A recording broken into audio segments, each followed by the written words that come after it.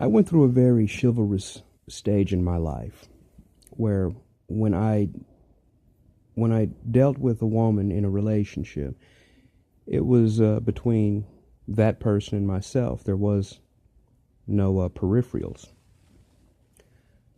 After a relationship went sour, because there was a third party, and that third party was not another woman. It was on her half, there was another man that came into the picture. I, like a lot of men, I was hurt. I wasn't devastated by it, but I was hurt enough to make some changes. And one of the changes that I made is how I look at having peripheral options. And having options, as a man, is sometimes looked down upon because, women say you should invest everything into the person you're with.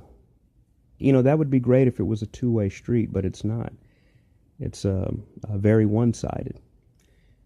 Most men don't understand that a woman generally is having an emotional affair. And most men that are kept around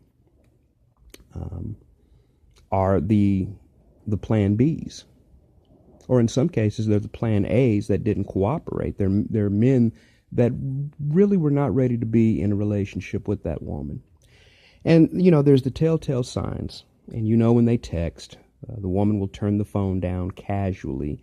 And some women have mastered the art of doing that, and some women are quite clumsy when they try to turn the cell phone in a way for you to not see. I dealt with a woman that was like that. She was a woman that demanded the absolute best of me while keeping a portion of who she was to herself. And there were peripheral men around. She did her best to hide them.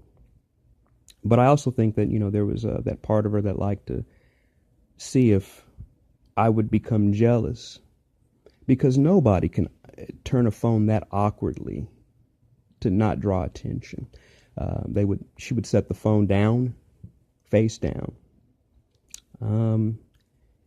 And I noticed, in instances where we were in disagreement, she would suddenly become brazenly brave and say things to me that would be offensive, questioning one's manhood. I used to fall for that particular shit test until I basically reacted. And my reaction was, when in Rome, do as the Romans. But first, try to understand why the Romans do what they do. A woman's insecurity makes it so that, and their fear of being alone, makes it so that they feel they need options, even if they don't tell themselves exactly what's going on, consciously. The difference between my approach is I'm very aware of what's going on. And the women that are peripheral in my life know that they are options, and they are very all right with being an option. They are very, very okay with being an option. It would seem that I don't have a conscience to a lot of people. I have a conscience when the people that I'm dealing with are worthy of a conscience. So this particular woman, I was very happy to continue the arrangement that I had with her. But the problem was the accusations of what I was doing. My only desire was that she focus more on her business and keeping that tight than what I was doing. I knew that she had other men. There were other men that came in and out of the house. Some of them would fix things that I couldn't fix. But I also had women that I had dinner with. And there was that part of me, that immature part where you're like, I'll show her. But the more that I thought about it, and the more clear I became, I began to see the benefits, because I didn't want to be bothered with her all the time. I didn't want to see her every weekend. And those weekends that I wanted to see her and she wasn't available, I had options that were as good, if not better. Now the question is, why didn't I simply jump ship? Those options were better because I didn't have access to them all the time. Those options tasted better because I didn't have access to them all the time. But once they became a full-time thing, they would taste exactly like what I already had. Had I known that as a 25-year-old man, I would have governed myself differently.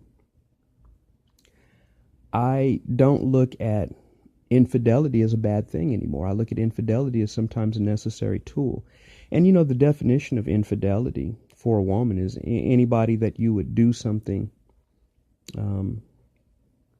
intimately with, whether it's having an intimate conversation, being intimate with them physically, or, you know, at the very least, having an emotional connection to them. These are things that women do all the time to men, and they're called something else.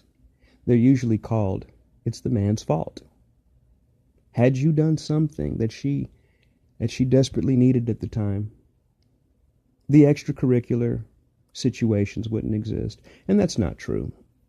The reason that women do that, and the reason that women blame men for their own infidelities, emotional or physical, is because of their fear of being the antagonist in a situation. Ever the eternal protagonist, women have an image to maintain. But in this area, there's not that much difference between a man and a woman.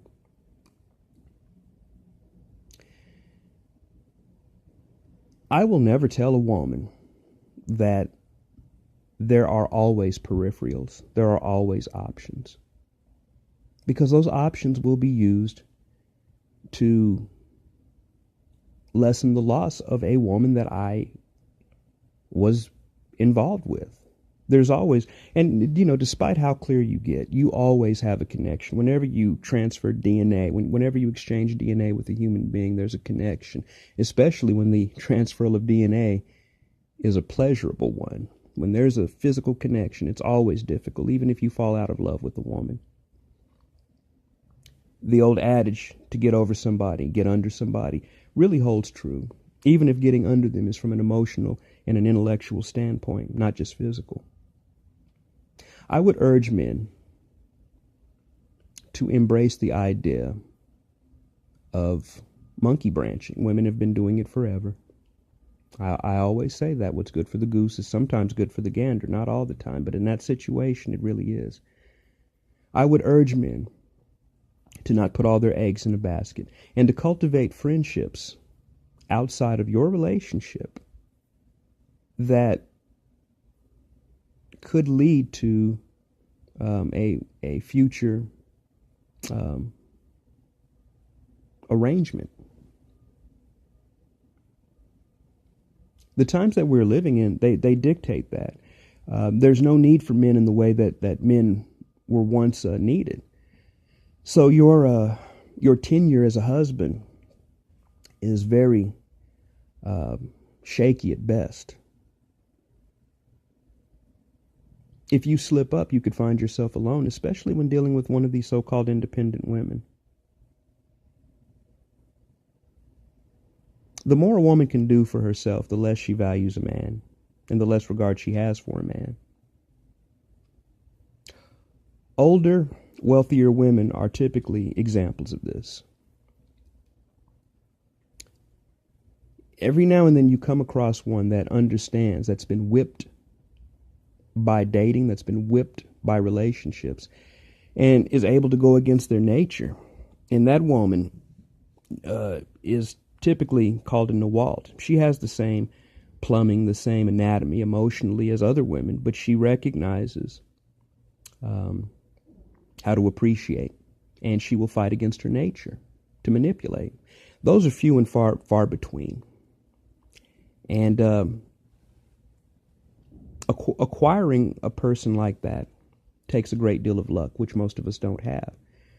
Most of us get the basic, typical model, the cliche. But we deal with those cliches because they have the physical part that we desire.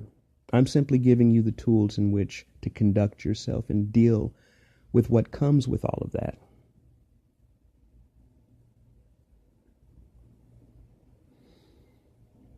Fidelity is a tool and a word used by women to keep men in check. It doesn't apply to the woman. Most women are not even aware that they're cheating when they cheat.